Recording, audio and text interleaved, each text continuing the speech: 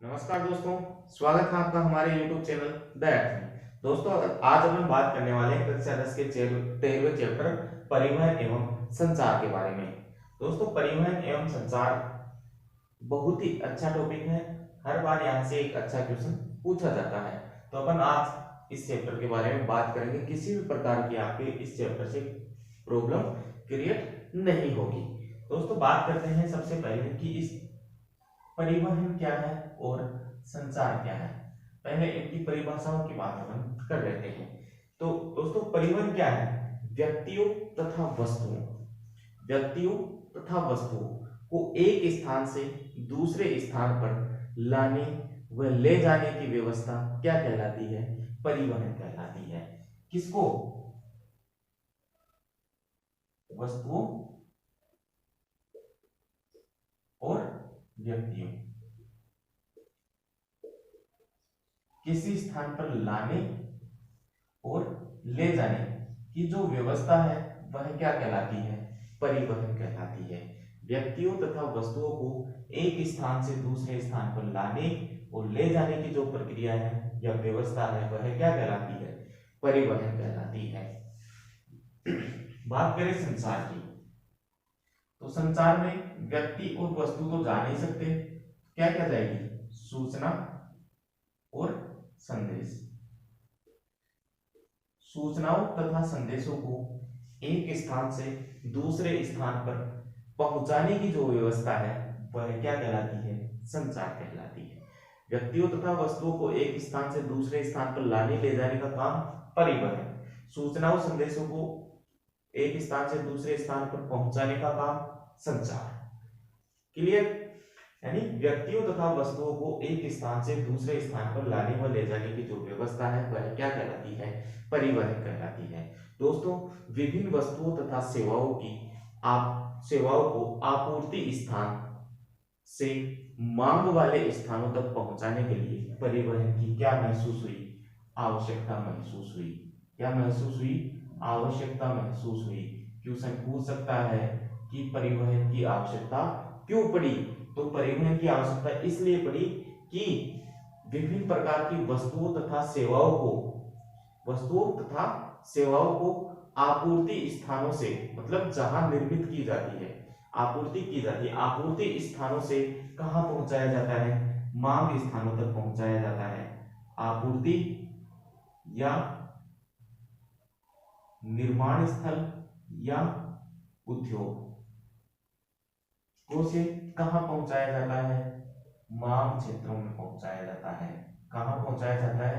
मांग क्षेत्रों में इसको पहुंचाया जाता है। तो यहां से आपूर्ति स्थानों से किसी भी वस्तु को या किसी भी सेवा को मांग क्षेत्रों तक पहुंचाने के लिए किसकी आवश्यकता पड़ी? परिवहन की आवश्यकता पड़ी।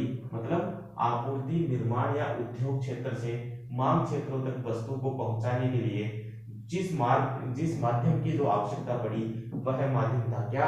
परिवहन। तो क्वेश्चन है अपना कि परिवहन की आवश्यकता क्यों पड़ी?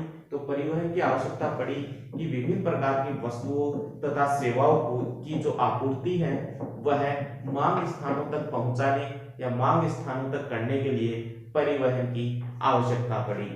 दोस्तों, 1991 में, कब? 1991 में उदारीकरण 1991 में उदारीकरण के बाद, यानी 1991 में उदारीकरण की जो नीति थी वह समस्त विश्व में लाई गई। उस 1991 के बाद पूंजी एवं प्रौद्योगिकी में निवेश बढ़ाने के लिए परिवहन के साधनों का तीव्र गति से क्या किया गया? विकास किया गया। पूछ ले दोस्तों कि कब परिवहन के साधनों में तीव्र विकास किया गया? कब? तो 1991 की उदारीकरण के पश्चात क्या किया गया? परिवहन के साधनों का तीव्र विकास किया गया। दोस्तों, क्वेश्चन पूछ सकता है कि परिवहन के साधनों का तीव्र गति से विकास है वह कब से माना जाता है या कब से प्रारंभ हुआ? तो 1991 के उदारीकरण के बाद, 1991 के उदारीकरण के बाद है वह परिवहन के साधनों का तीव्र विकास है वह किया जा गया या तब से माना जाता है। अब बात करते हैं परिवहन के साधनों की। ये परिवहन के साधन कौन कौन से हैं? या तो परिवहन के साधनों को 3 भागों में बांटा गया है। परिवहन के साधनों को 3 भागों में बांटा गया है। स्थल परिवहन, जल परिवहन और वायु परिवहन। स्थल परिवहन, जल परिवहन तथा वायु परिवहन 3 भागों में बांट दिया। स्थल परिवहन को अपन बाद में 3 भागों में बांटकर अध्ययन किया। कौन कौन से? सड़क मार्ग, रेल मार्ग और पाइपलाइन।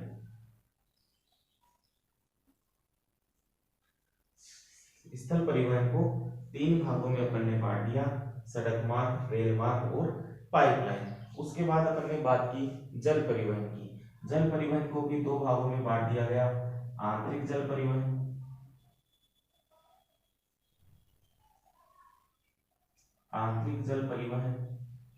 और समुद्री जल परिवहन।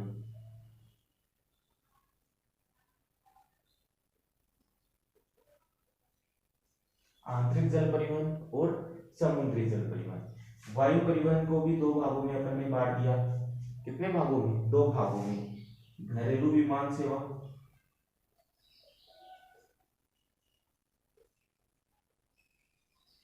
एक तो घरेलू विमान सेवा, दूसरी अंतरराष्ट्रीय विमान सेवा।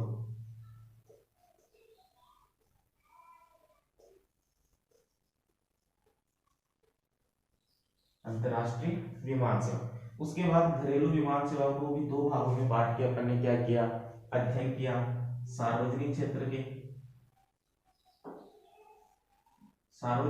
के और निजी क्षेत्र के 2 भागों में इसको बांट दिया।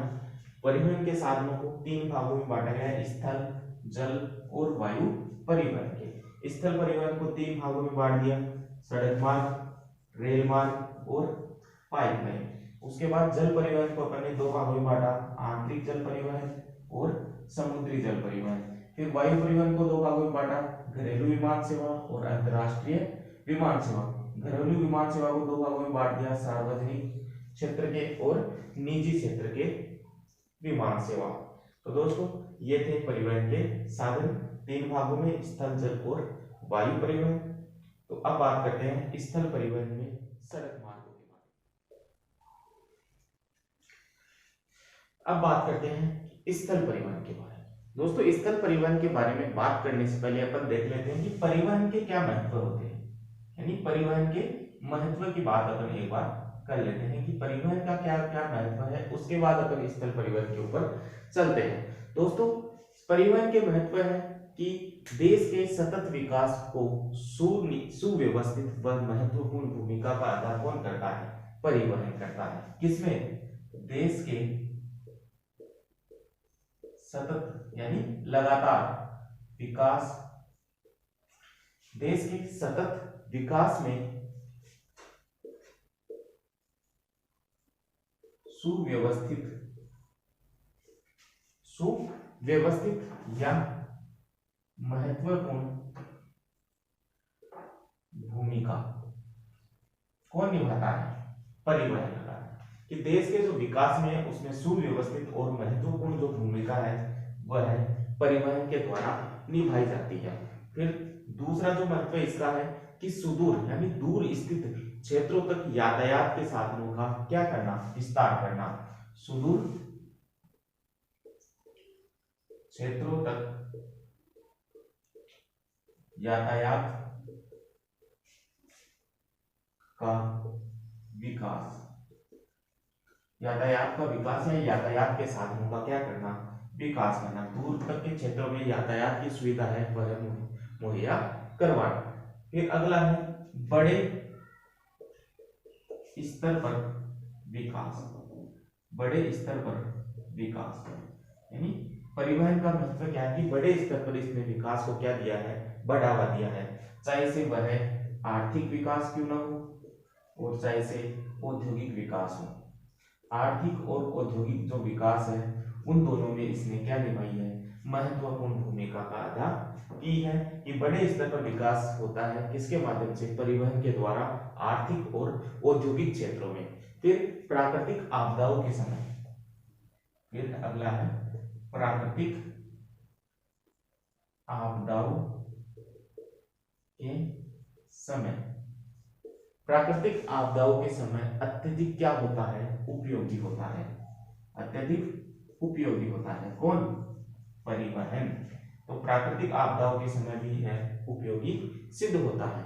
फिर जो इसका महत्वपूर्ण काम है, उत्पादक क्षेत्रों से तैयार माल मांग क्षेत्रों तक पहुंचाना, मांग क्षेत्रों तक पहुंचाना। उत्पादक क्षेत्रों से तैयार माल मांग क्षेत्रों तक पहुंचाना। तो ये सभी थे परिवहन के महत्व, कि देश के विकास में, सतत विकास में सुव्यवस्थित और महत्वपूर्ण भूमिका यह निभाता है। सुदूर क्षेत्रों तक यातायात के जो साधन है उनका जो विस्तार है वह भी इसके द्वारा किया जाता है। बड़े पैमाने पर विकास हो, चाहे वह आर्थिक विकास हो, चाहे वह औद्योगिक विकास हो, परिवहन के द्वारा पूर्ण किया जाता है। प्राकृतिक आपदाओं के समय अत्यधिक जो उपयोगी है वह है परिवहन के साधन। उत्पादक क्षेत्रों से मांग क्षेत्रों तक वस्तुओं को पहुंचाने या कृषि क्षेत्रों से कच्चे माल के रूप में उद्योगों तक माल को पहुंचाने के लिए किसका प्रयोग किया जाता है, परिवहन का प्रयोग किया जाता है। तो ये थे परिवहन के महत्व या परिवहन की विशेषताएं, मान लो इसको, या महत्व भी कह सकते हैं। तो स्थल परिवहन क्या है? स्थल परिवहन है वह भू क्षेत्र के ऊपर यानी पृथ्वी के धरातल पर वस्तुओं व सेवाओं को एक स्थान से दूसरे स्थान पर लाने व ले जाने वाले साधन स्थल परिवहन के अंतर्गत शामिल किए जाते हैं या स्थल परिवहन के अंतर्गत आते हैं, जिनमें इस सड़क मार्ग, रेल मार्ग, पाइपलाइनें प्रमुख है। आगे अपन बात करेंगे सड़क परिवहन के बारे में। आज के लिए इतना ही दोस्तों। अगर आपको हमारा वीडियो पसंद आए तो ज्यादा से ज्यादा लाइक, शेयर तथा सब्सक्राइब जरूर कीजिए।